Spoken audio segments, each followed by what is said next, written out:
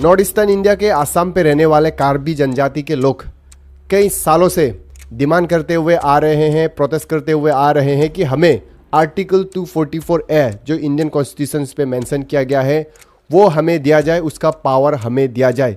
ये युग बीत चुका है लेकिन अभी तक इन लोगों को दिया नहीं गया है, सौंपा नहीं गया है सरकार की तरफ से, सेंट्रल गवर्नमेंट के तरफ से। लेकिन ये आर्टिकल 244A क्या है, इसमें क्या खास है, क्या क्या पावर्स है, इसमें सारा डिटेल्स आप लोग को इस वीडियो में बताएं। देखिए, कार्बी जनजाति आसाम का एक मेजर ट्राइब है जो आसाम पे ही नहीं, नॉर्थ ईस्टर्न स्टेट्स के अलग अलग विभिन्न जगहों पे ये लोग रहते हुए आ रहे हैं। और कार्बी आंगलोंग डिस्ट्रिक्ट पे ये लोग स्पेशली वहाँ पे कार्बी जनजाति के लोग ज़्यादातर पाया जाता है। और कार्बी आंगलोंग डिस्ट्रिक्ट आसाम के अंदर जो डिस्ट्रिक्ट है ये सबसे बड़ा डिस्ट्रिक्ट है। कार्बी आंगलोंग ईस्ट वेस्ट हो चुका है तो ये आसाम का सबसे बड़ा डिस्ट्रिक्ट है। अगर कुल एरिया के बारे में अगर देखा जाए तो 10,434 स्क्वायर किलोमीटर पे फैला हुआ है कार्बी आंगलोंग। और कार्बी लोगों के लिए कार्बी आंगलोंग डिस्ट्रिक्ट को दिया गया था 17 नवंबर 1951 को।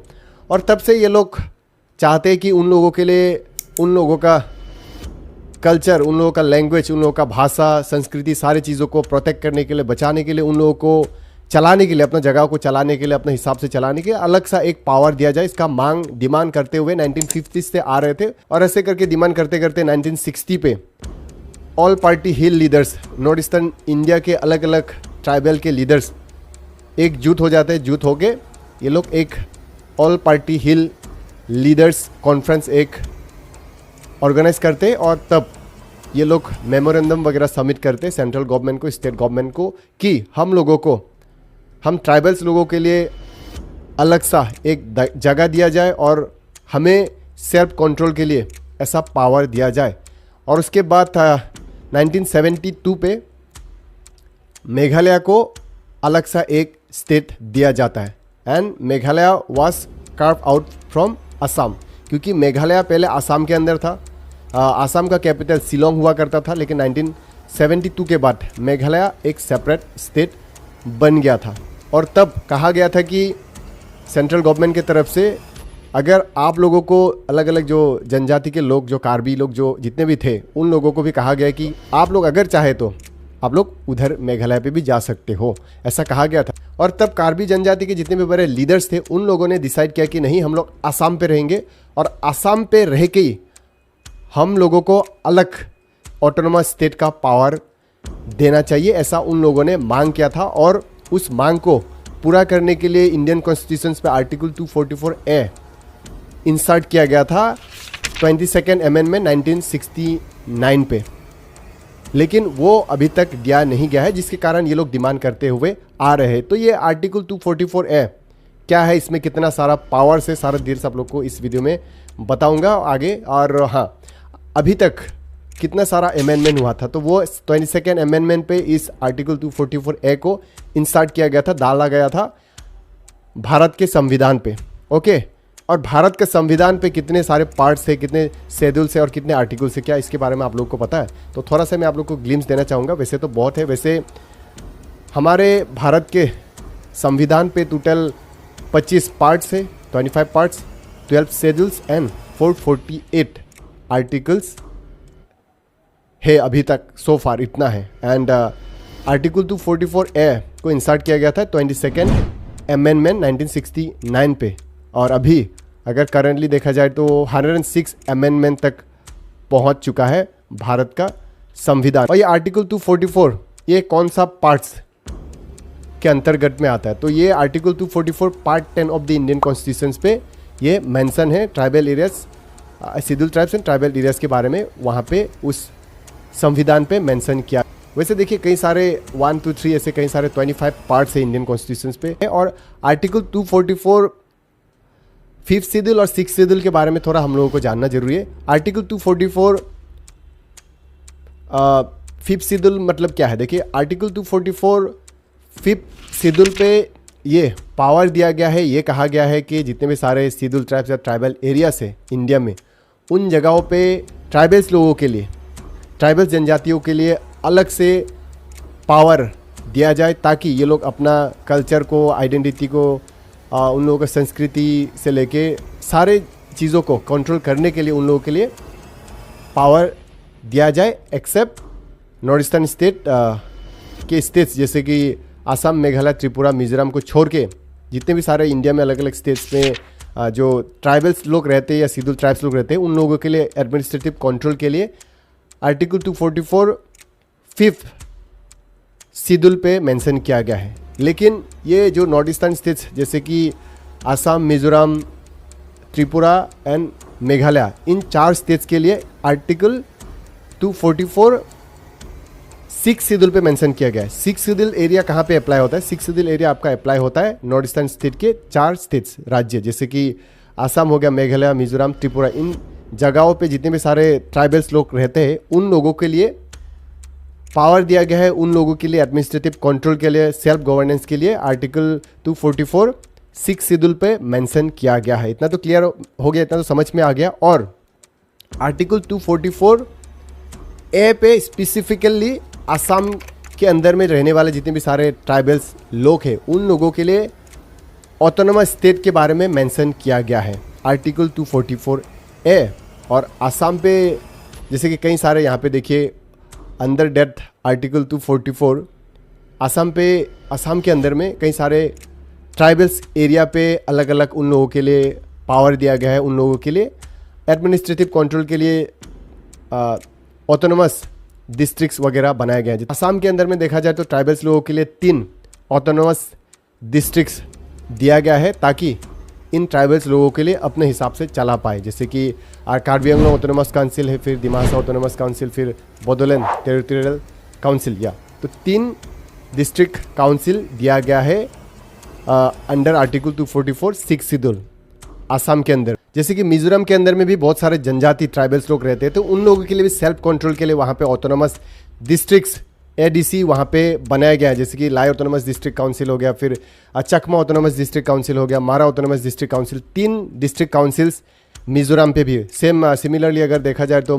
मेघालय पे खासी हिल्स ऑटोनोमस डिस्ट्रिक्ट काउंसिल है, फिर Jaintia hills autonomous district council है, फिर गारो हिल्स ऑटोनोमस डिस्ट्रिक्ट काउंसिल है। तो मेघालय पे भी 3 ट्राइबल्स लोगों के लिए ऑटोनोमस डिस्ट्रिक्ट्स का फॉर्मेशन ये क्रिएट किया गया था under the article 244 6th schedule उसके अंतर्गत। इतना तो समझ में आ गया। और जैसे कि अगर त्रिपुरा में भी देखा जाए तो त्रिपुरा में भी वहाँ पे बहुत सारे जनजाति वहाँ पे रहते हैं, जैसे कि रियांग बोलिए, चकमा बोलिए, खासी बोलिए, अच्छा तक कई सारे जनजाति ट्राइबल्स लोग वहाँ पे भी रहते हैं त्रिपुरा पे। तो वहाँ के लिए भी एक अलग सा अंडर 6th शेड्यूल पे वो भी आता है, अंतर्गत आता है। तो वहाँ पे भी Tripura tribal areas autonomous council वहाँ पे भी बनाया गया है for protecting their identity, language बोलिए, उन लोगों का रिचुअल्स बोलिए, उन लोगों का ट्रेडिशन बोलिए, फॉर प्रमोशन ऑफ वेलफेयर। उसके लिए under the article 244 6th schedule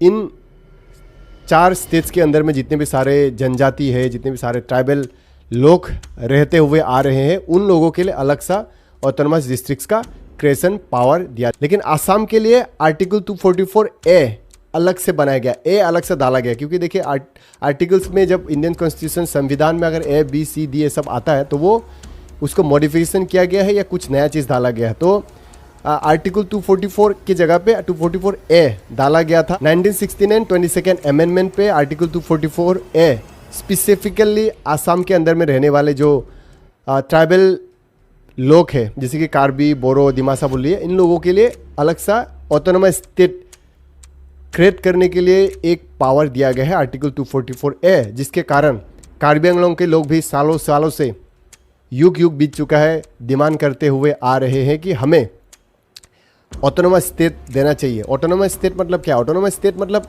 state के अंदर ही स्टेट।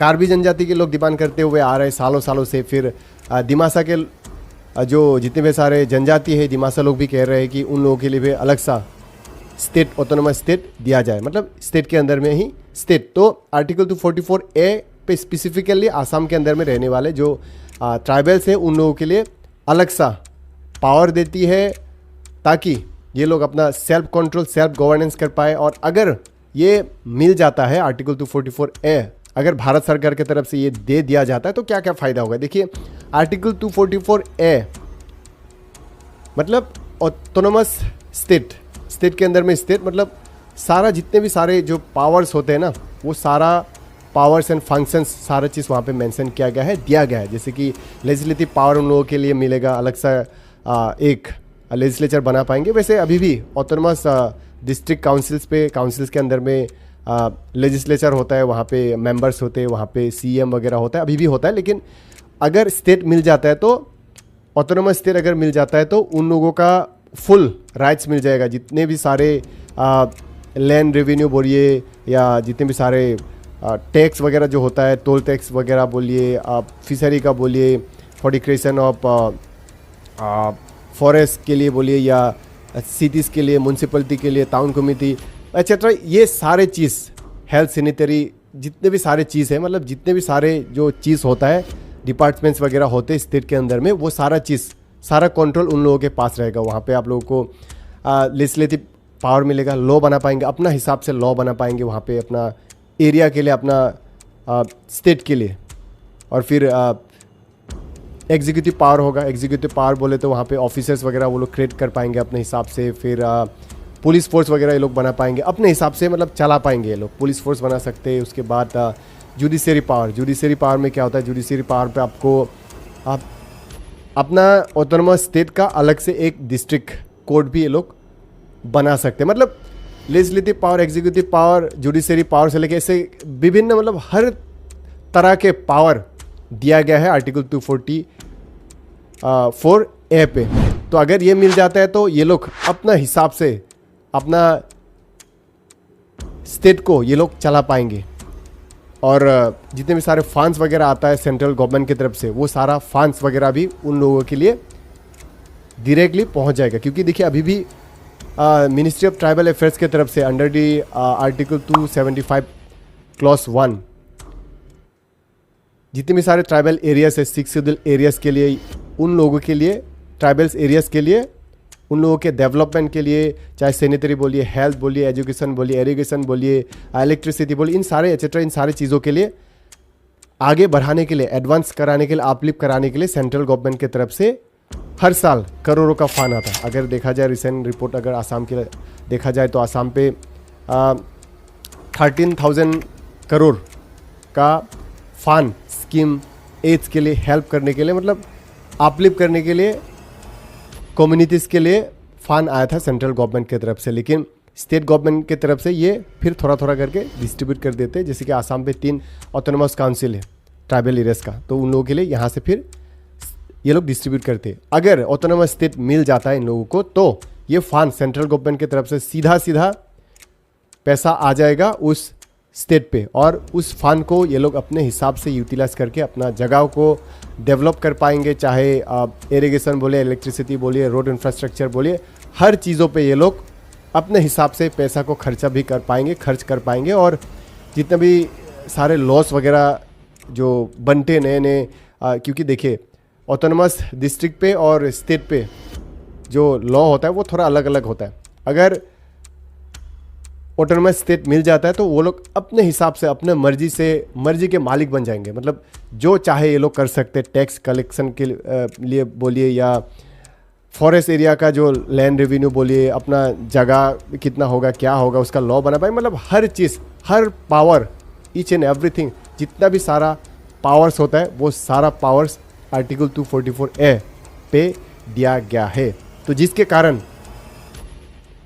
जनजाति जितने भी सारे कार्बी जनजाति बोलिए, आसाम के अंदर में जो डिमासा है या बोरो है, ये सारे लोग मांग कर रहे हैं कि हम लोगों को ये पावर सौंप दिया जाए, ताकि हम लोग अपने हिसाब से चला पाए, सेल्फ गवर्नेंस जो कहते हैं, सेल्फ रूल सेल्फ गवर्नेंस कर पाए। और उसी के लिए ये आर्टिकल 244A भी ये इंसर्ट किया गया था। इतना तो समझ में आ गया।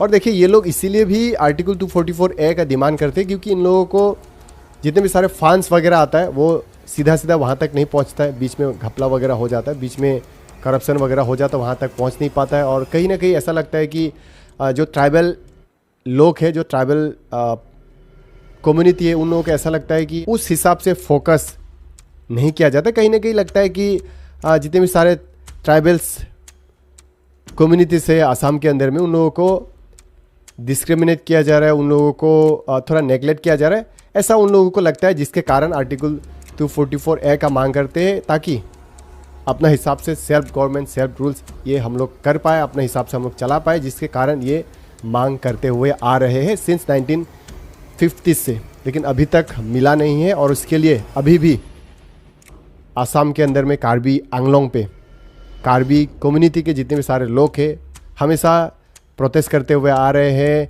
और मेमोरेंडम वगैरह सबमिट कर रहे हैं, लेकिन अभी तक दिया नहीं गया है। तो समझ में आ गया आर्टिकल 244A के सारा डिटेल्स आप लोग को बता दिया। आई होप आप लोग को समझ में आ चुका होगा। 6 शेड्यूल क्या है उसके बारे में मैंने बता दिया, आर्टिकल 244, फिर 244A क्या है। 244A स्पेसिफिकली आसाम के अंदर में रहने वाले जनजाति के बारे में मेंशन किया गया है, जो कि इंसर्ट किया गया था 1969 22nd अमेंडमेंट पे। ओके, क्लियर हो गया। और ये जो कार्बी लोग डिमांड कर रहे हैं सालों से, ये उन लोगों का राइट्स है, क्योंकि मेंशन किया गया है आर्टिकल 244A पे इंडियन कॉन्स्टिट्यूशन पे कि ऑटोनोमस स्टेट दिया जाए, देना चाहिए, ऐसा मेंशन किया गया था, लेकिन नॉट येट इम्प्लीमेंटेड, अभी तक इम्प्लीमेंट नहीं किया गया है, दिया नहीं गया है पावर। तो उस पावर को पाने के लिए ये लोग डिमांड करते हुए आ रहे हैं, और ये उन लोगों का राइट्स है, क्योंकि कॉन्स्टिट्यूशन पे क्लियरली मेंशन किया गया है आर्टिकल 244A के बारे में। लेकिन पता नहीं कब तक देंगे, लेकिन सेंट्रल गवर्नमेंट की तरफ से ये दे देना चाहिए, ताकि अपने हिसाब से अपना मर्जी से ये लोग for their protections of language बोलिए, कल्चर बोलिए, रिचुअल्स बोलिए, या वेलफेयर ऑफ देयर सोसाइटी बोलिए, कम्युनिटी के बारे में अपना वेलफेयर के लिए, अपलिफ्ट करने के लिए, अपना हिसाब से चलाने के लिए इन लोगों को दे देना चाहिए। क्या लगता है? So this was all about the article 244 and 244A and 6 schedule के बारे में आप लोगों को बता दिया। आई होप आप लोगों को समझ में आ चुका होगा। अगर चैनल पे नए हो तो चैनल को सब्सक्राइब कीजिए, यूट्यूब पे देख रहे हो तो, अगर फेसबुक पे देख रहे हो तो फेसबुक पेज को भी फॉलो कर लीजिए, ताकि ऐसे ही इन्फॉर्मेशनल, ट्रेंडिंग, एजुकेशनल वीडियोस आप लोगों को मिलती रहे। और अगर सब्सक्राइब फॉलो करेंगे तो बहुत सारा, ढेर सारा ज्ञान आप लोगों को मेरे साथ मिलेगा। So see you in my next content. So till then take care, bye bye.